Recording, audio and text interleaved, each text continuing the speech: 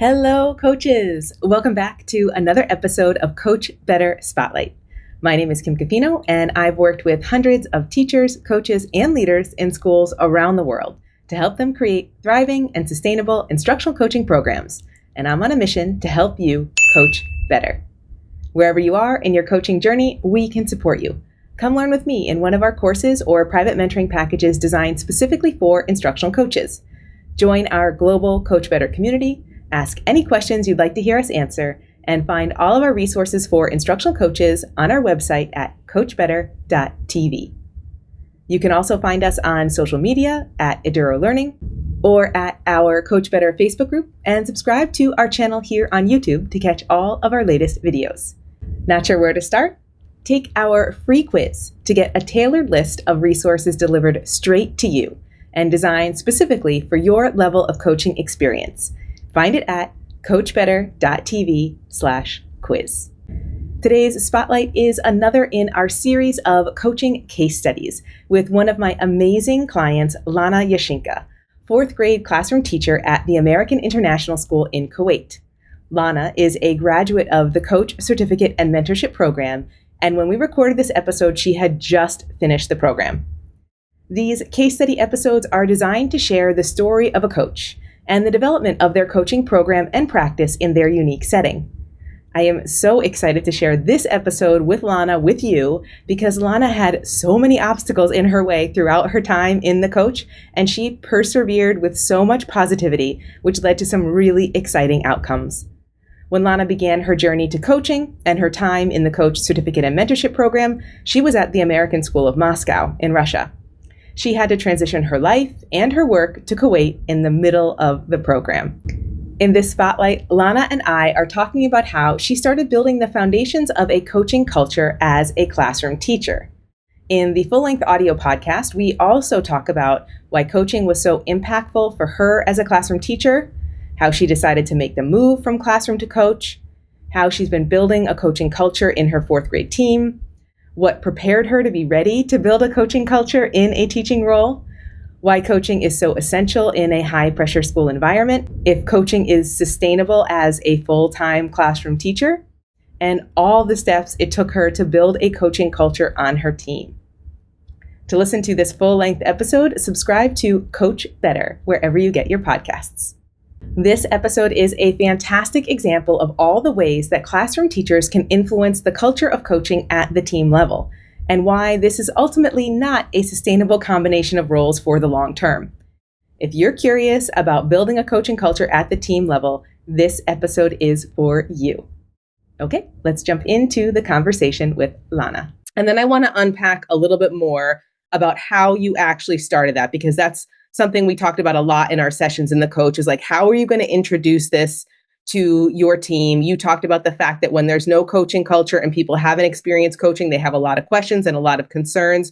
So tell us a little bit more. Once you got that green light from your leadership team and they were okay with you doing it on the team level, what exactly did you say to your team? How exactly did you initiate this process with them that helped them feel comfortable in having these conversations with you? Because you kind of insinuated a little bit, I know I've experienced this myself, that they were like, they probably wanted to know, like, what are you going to do with this information? Who is going to hear about these things that we're talking about in our coaching conversation? So tell us a little bit about how you did that part of like, I'm just a peer, I'm just a classroom teacher, I'm just one of you, but this is a thing I want to bring to our team. What was that like?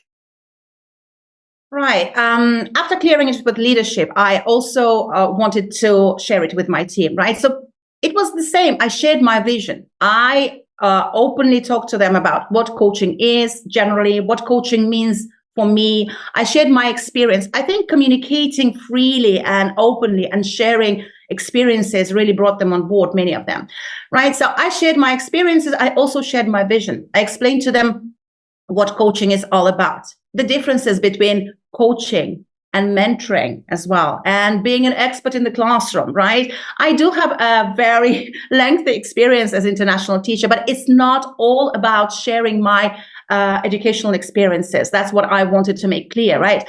And it's not quite mentoring. So we looked at all these different things. I can support them with. I can still be an expert in the classroom. I can still mentor them if I'd like to and if they'd like to. But I was focused on coaching, clarifying what a coach does and how the coaching works as well.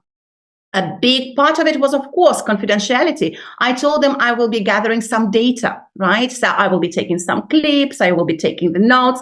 The meetings will be, that's very important part of what I'm doing now, right? I'm recording everything. Again, it was helping me to deal with the workload as well, right? To plan very, very, very carefully because combining my teaching job and coaching as well was difficult. So recording everything was absolute must. And yes, the question was, this data, where does it go, right? How do you share? Do you share it with somebody? Where does it go? How does it influence everybody? Is the leadership going to see it? Are you going to send it to our leaders? Are you going to share it with a group? And obviously, confidentiality was a big, big question. So I had to talk quite a lot about that. And I told them I will just share the general information, how many meetings I have run, what are the main questions, because these are the questions which are, they need to be shared, right? So if we have the area of need in grade 4, for example, we have curriculum, kind of instructional practices. We want to improve our instructional practices. It needs to be shared with the leadership, right? Or classroom management, for example. If that's an issue, we need to be able to forward it. But it's just going to be that kind of information. Meetings I had, how many I had, how often they were, because I want to prove also, to show that the need is there.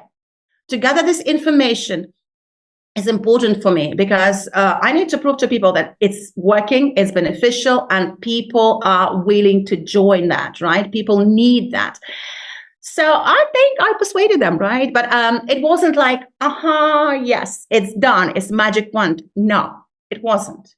People were still very, very, they were looking at me, they were nodding their heads, but I could see in their eyes, yeah, let me see how it's going, right?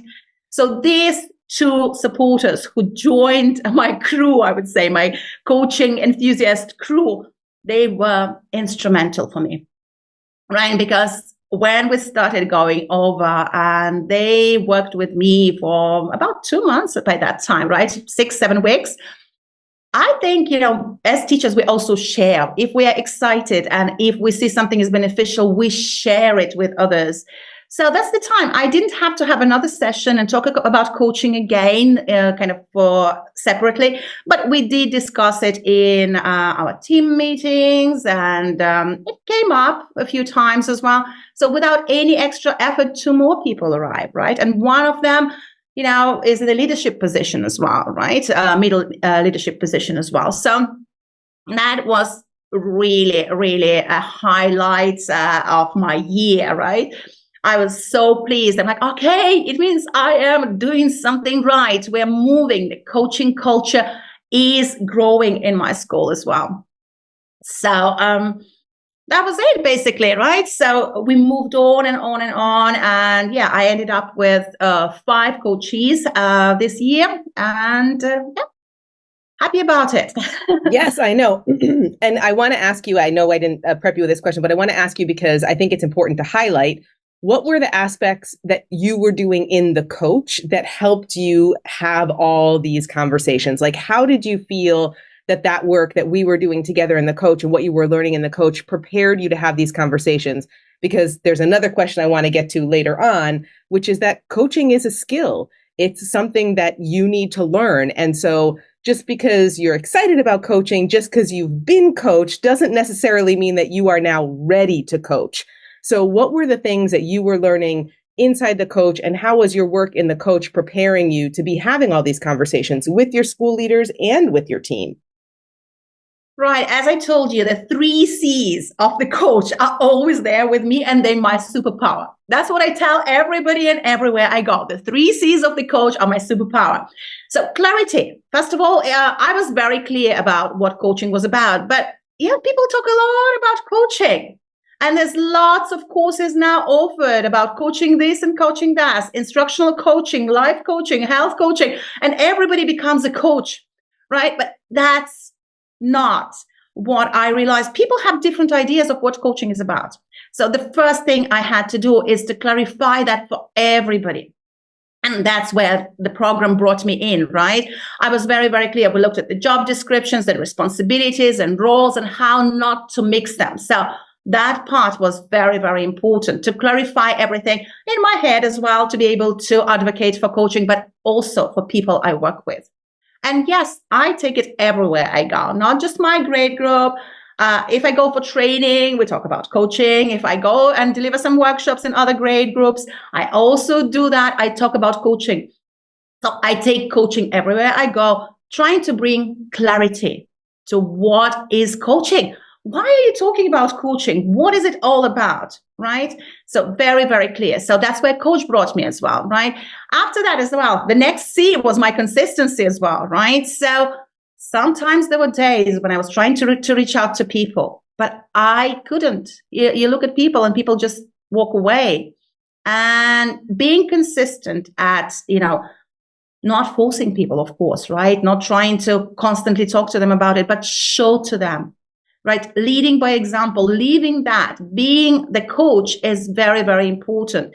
Talking to people, genuine concern about them, genuine questions, genuine conversations, rather than constantly trying to coach them.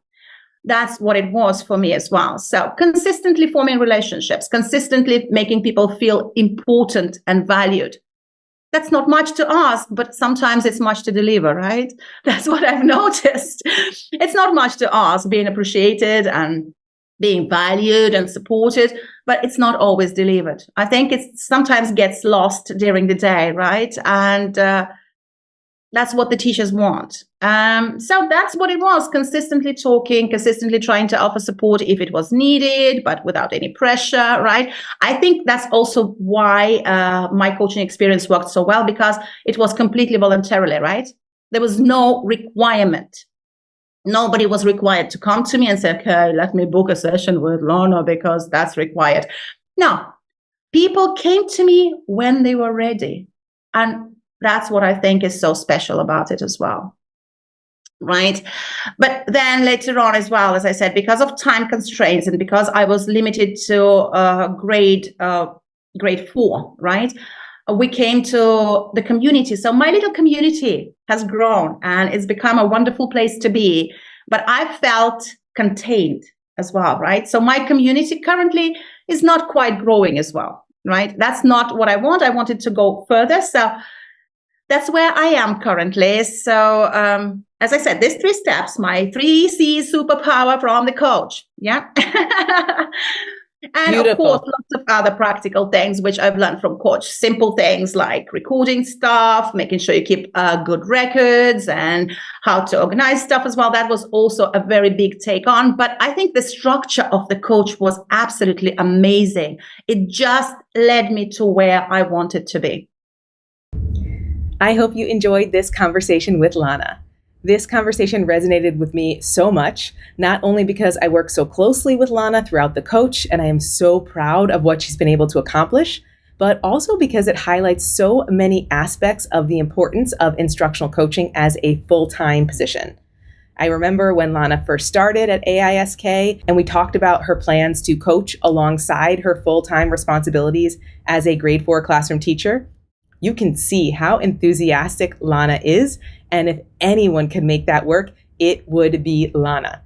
Now, after the course is over and she's been doing that for several months and she's gone through this experience and had time to reflect, she recognizes that the logistics of the work of being both a coach and a full-time classroom teacher simply won't work. This is such an important message for coaches and school leaders to hear. The work of instructional coaches is full-time work. But please don't let that stop you from getting it started. You can see how much of an impact Lana has had on her team and her division by being in her full-time classroom role and coaching on the side. The work that Lana started has brought a new life to the potential of instructional coaching in her school. If you're a classroom teacher who wants to advocate for instructional coaching, you can do that too. Supporting you in making this happen is what we do in our courses for instructional coaches. Each of our global cohorts are designed to support you in developing your coaching capacity based on your specific experience level, either as a brand new coach moving from classroom to coach in getting started as an instructional coach, or as a current coach or an educator who's really focused on building a coaching program in the Coach Certificate and Mentorship Program, which is the program that Lana graduated from, or as an experienced coach who's ready to lead in our course, Coaches as Leaders. Find all the details about all of our courses for coaches on our website at coachbetter.tv/learn. Lana was still in a classroom role when she took the Coach Certificate and Mentorship Program because she knew coaching was in her future. So if that sounds like you, the coach is likely the right next step for you. Our global cohorts open once a year. Find all the details at coachbetter.tv/learn. If you're not sure which of those courses is right for you, watch one of the free workshops for instructional coaches designed for your experience level so you can take the next step in your learning journey right now and uncover which course might be right for you next. Find them all at coachbetter.tv/learn. Wherever you are in your coaching journey, we can support you. If you're curious right now, if you have questions, please reach out. You can leave a comment below. You can leave a comment on our show notes on our website at coachbetter.tv. You can join our Coach Better Facebook group, or you can find us on social media at Eduro Learning and send me a DM. I'd love to support you on your coaching journey. See you next time.